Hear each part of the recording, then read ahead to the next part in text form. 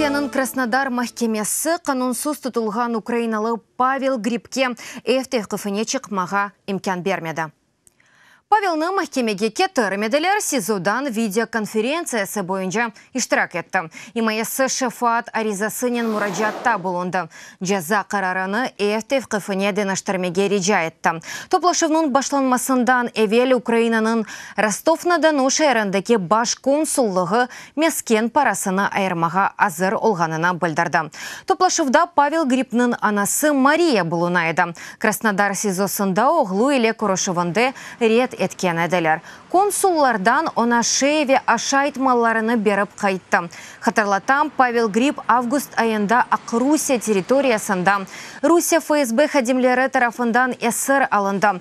Русияды оны Сочиде мектеп сырасы вақтында терактны кечережек олғанында қабатлайлар. Октябрінің 18-інде Краснодар махкемесі Павел Грибнің аписму детіні кележек сене январінің дортуне қадар ұзатты.